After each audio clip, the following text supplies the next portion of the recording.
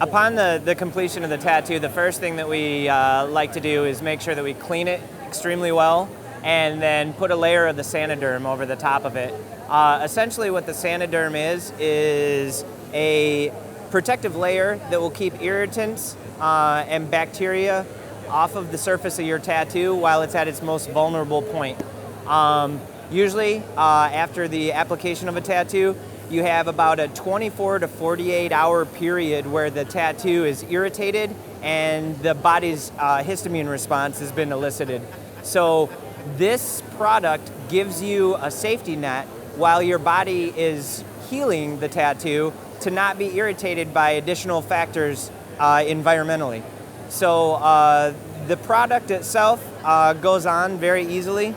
It comes with a plastic side on the front, adhesive side, and a paper side on the back.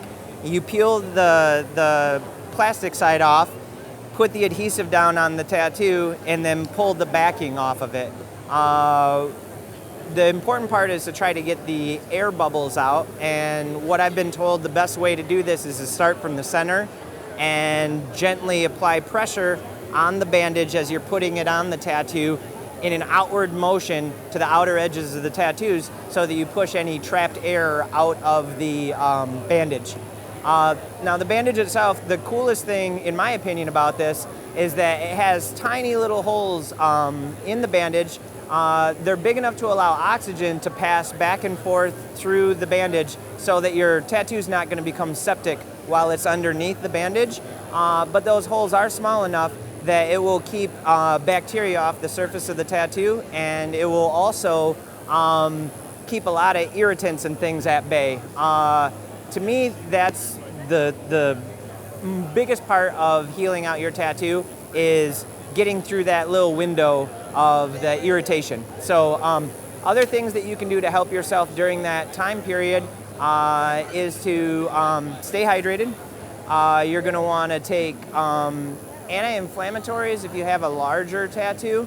A lot of times we suggest Motrin or ibuprofen, and probably in dosages like what you would normally take if you had a headache or a sprained ankle. It's going to vary depending on your body size. Another thing that's nice about this bandage is that you can ice your tattoo over the top of it. This is great for really large work. And other than that, you're kind of home free.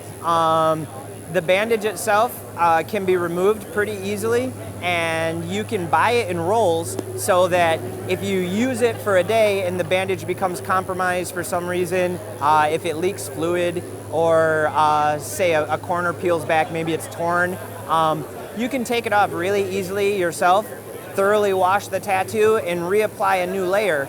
And you can continue to do this with the washing and reapplying as many times as you'd like until the tattoo's healed. Essentially what you're looking to do is wait for the swelling to come down. Once you get past the swelling stage of the tattoo, what happens is that the irritated tissue settles back down and the pores close. As long as you have swelling in the area, it puts pressure on the tissue and the pores open up, and that's what allows the lymph fluid to come out.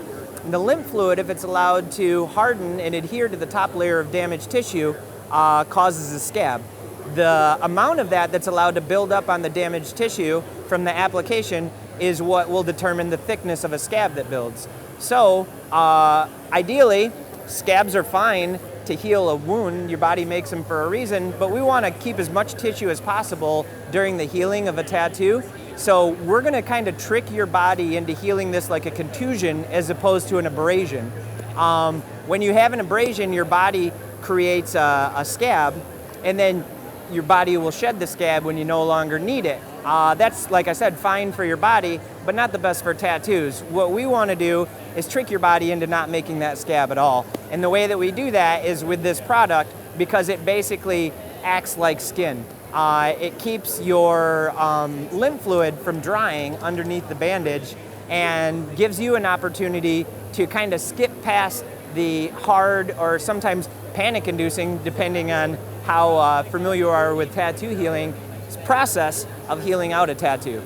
So once the bandage comes off for good, then you're basically in tattoo healing 101. You're washing your tattoo 2 to 3 times a day with warm water and a plain antibacterial hand soap like Dial or Soft Soap.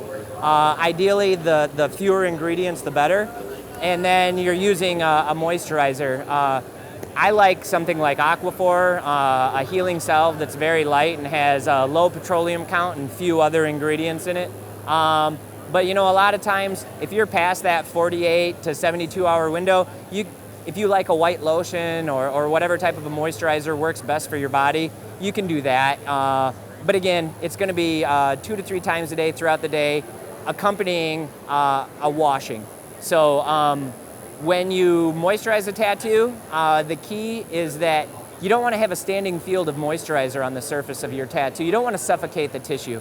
Ideally, after you apply a salve or lotion, it shouldn't look like you have anything on it. If it looks like shiny or wet, you probably got a little bit too much on there. You can dab it off with a paper towel. Essentially, you should think of it as a skin treatment as opposed to putting a layer over the top of the tattoo. Most times for people, tattoo can heal anywhere from 3 to 4 days to 2 weeks, depending on the size, the person's body, and the person applying the tattoo. The most important thing is that you continue taking care of your tattoo until it's fully healed. Some things that'll let you know when your tattoo is fully healed, it's usually texture of the tissue. If it looks flaky, bumpy, raised up, dry, those are all signals that your body's still dealing with healing. If you wash and moisturize frequently throughout the day, that will expedite the process greatly. You obviously want to avoid picking or peeling at dry skin or anything like that. I guess that's really the main part of healing the tattoo. There are a lot of other specific things, questions that people have on occasion that I like to troubleshoot, but that would be my basic aftercare for healing a tattoo.